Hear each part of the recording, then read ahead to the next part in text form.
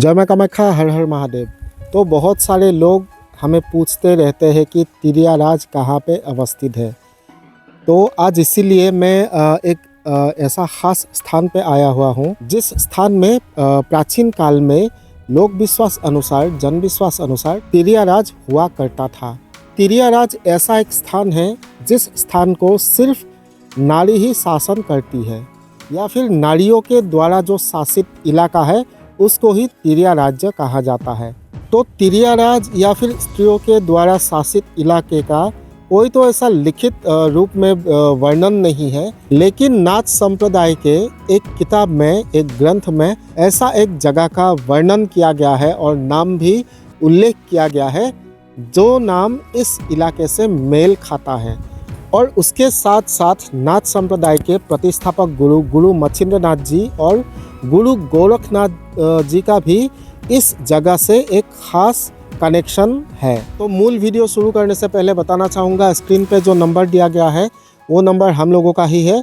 और अगर आपको कोई जेन्युइन समस्या है तंत्र से या फिर ज्योतिष से जुड़ा हुआ, तो आप हमें संपर्क कर सकते हो इसका समाधान के लिए। लेकिन अन्य जानकारी के लिए कृपया कॉल मत कीजिए। तो अभी जहाँ पे हम आए हुए हैं तो इस जिले का नाम है नौगांव ज़िला, और ये लगभग गुवाहाटी कामरूप कामाख्या से 200 किलोमीटर डिस्टेंस पे होगा। तो आज है 9 फरवरी 2026 और यहाँ पे हम आए हुए हैं। जैसे कि मानस जी ने आप लोगों को बताया है कि यहाँ पे तिरिया राज्य यानी नारी शासित इलाका होने का खास सबूत है।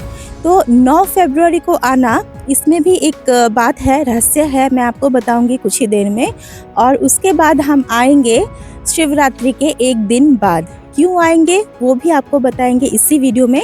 लेकिन चलिए आपको झलक दिखाती हूँ नारी शासित इलाके की, जहाँ पे महल है उनका, जहाँ पे स्थान है, रहस्यमयी स्थान है, उस जगह की कुछ खास झलक आपको दिखाती हूँ। चलिए, पास में ही, सामने ही है, मुझे दिख रहा है और आपको भी दिखाती हूँ। और हाँ, जैसे कि मानस जी ने कहा है कि जो स्क्रीन पे दिया गया नंबर है उस पे सिर्फ अगर आपको कोई समस्या है, समाधान चाहिए, तभी फ़ोन कीजिए। अन्य जानकारी के लिए कृपया फ़ोन मत कीजिए, समय की बहुत अभाव है। तो आइए वीडियो की तरफ हम आगे बढ़ते हैं। तो तिरियाराज यानी कि नारी शासित जो राज्य है या फिर इलाका है, उसमें जाने के लिए जो रास्ता है ये है इसका पहला सीढ़ी।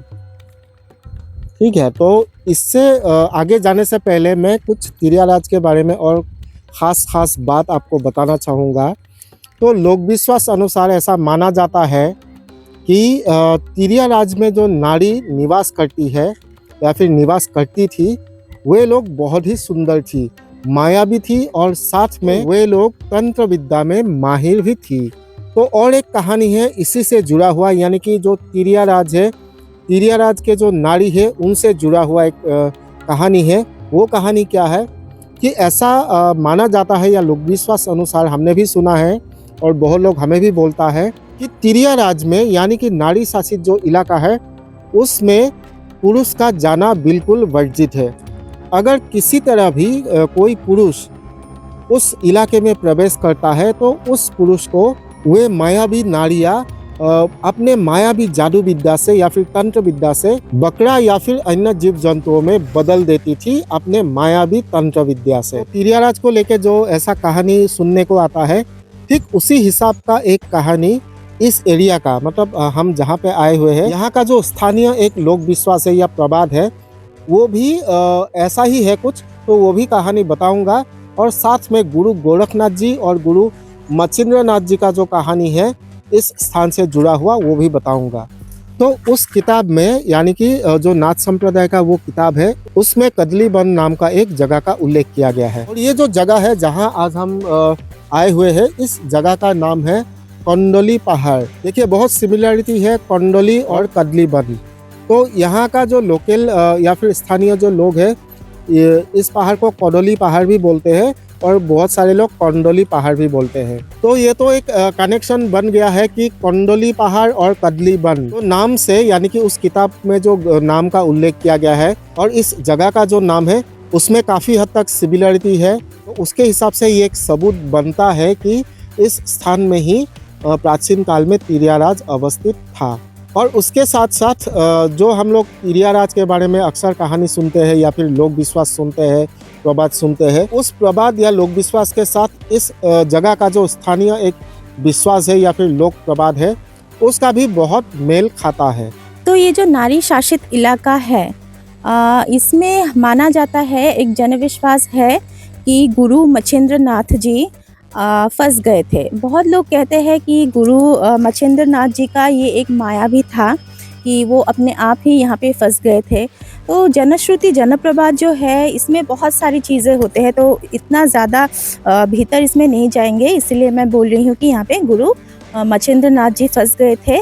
और माना जाता है कि यहाँ पे गुरु गोरखनाथ जी मच्छिंद्र नाथ जी को बचाने आए थे। तो एकदम डायरेक्ट प्रमाण में किसी भी किताब में उल्लेख नहीं है, लेकिन ऐसा जनश्रुति है, ठीक है। तो उसके आधार पे ही ये जो वीडियो है हम लोग प्रस्तुत कर रहे हैं। तो कुछ दूर तक चलेंगे आगे, आइए जितना दूर तक हो सकता है आज के दिन, क्योंकि आज 9 फरवरी है और आज के दिन ही क्यों थोड़ा सा दूर तक जाएंगे ये भी आपको बताऊंगी मैं। तो चलिए थोड़ा सा आगे तक हम चलते हैं। तो देखिए हम आ गए हैं नारी शासित इलाके का जो और एक हिस्सा है उसके तरफ। यहाँ पे एक गेट बना है, तो यहाँ पे लिखा हुआ है कि श्री श्री ऐतिहासिक बादुली खुरुंग थान। तो इसमें ये लिखा है कि यहाँ पे जो मंदिर है उसके बारे में लिखा है। तो नारी शासित इलाके में आखिर मंदिर क्यों है, कौन सी देवी या देवता यहाँ पे रहते हैं, ठीक है, तो इसके बारे में भी हम बात करेंगे। लेकिन उससे पहले मैं आपको बताती हूँ ये जो स्थान है, इस स्थान से जुड़ा हुआ जो स्थानीय लोक विश्वास है। तो मान्यता ऐसा है कि प्राचीन समय में यहाँ पे ये जो आप सीढ़ियाँ देख रहे हो, यहाँ से ऊपर तक हम जाएंगे तो यहाँ पे ऊपर पे एक गुफा है। तो मान्यता अनुसार ये जो गुफा है, ये प्राचीन समय में नारी शासित इलाके की रानी का महल हुआ करता था। और ये जो पूरा एरिया है, ये एरिया शासन करती थी नारियाँ, मायावी नारियाँ, और वहाँ पे पुरुषों का प्रवेश वर्जित था। तो यहाँ तक तो ठीक है, सबको पता है कि नारी शासित इलाके में जो पुरुष है उनका आना प्रवेश करना ही वर्जित है। तो क्या हुआ, मान्यता अनुसार एक बार एक ऋषि मुनि बहुत ही सिद्ध पुरुष थे। तो उनका नाम तो यहाँ के लोगों को पता नहीं है या फिर लिखा भी नहीं है कि उनका नाम क्या था। तो वे आए और उनको मतलब पहले से ही पता था कि ये जो जगह है ये नारी शासित इलाका है और यहाँ पे बहुत ही सुंदर सुंदर मायावी नारियाँ जो जादू विद्या तंत्र विद्या में पारंगत थी वो रहा करती थी। तो और उनका जो महल है ना, उन महल के अंदर बहुत सारे हीरे मोती जवाहरात और अति मूल्यवान सामग्री, चांदी सोना, ये सब उनके महल में हुआ करता था। तो जो ऋषि मुनि थे, सिद्ध पुरुष थे, उनको एक बार जिज्ञासा हुआ कि मैं जाऊं और देख के आऊं कि नारी शासित इलाका, उनका जो गुफा है और रानी, जो नारी शासित इलाके की रानी है या फिर मायावी स्त्रियाँ जो है वो दिखने में कैसी है। तो सिद्ध पुरुष को पता था कि पुरुषों का आना वर्जित है। तो सिद्ध पुरुष ने क्या किया, अपना जो भेष है वो बदल लिया। वो नारी के भेष में नारी शासित इलाके में प्रवेश कर गए।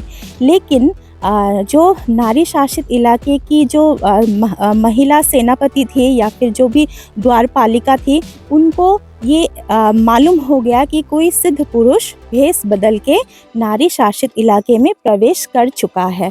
तो उन्होंने क्या किया, तुरंत जाके रानी को ये बता दिया। तब रानी जो थी उनका नाम माना जाता है कि प्रमिला था। रानी प्रमिला ने क्या किया, आके सिद्ध पुरुष को अपने गुफा के अंदर जो बड़े बड़े चट्टान होते हैं उसमें सिद्ध पुरुष को उल्टा करके लटका दिया और सभी नारियां मिलके उन सिद्ध पुरुष का अपमान करने लगे और बहुत ही मजाक उड़ाने लगे।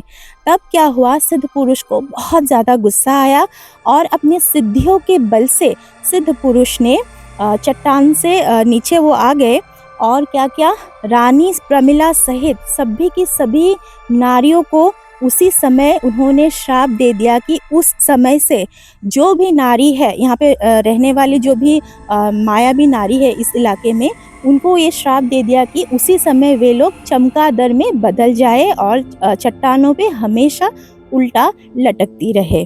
तो यही है सिद्ध पुरुष या फिर इस जगह का जो स्थानीय प्रबाद है, लोक विश्वास है, ये कहानी।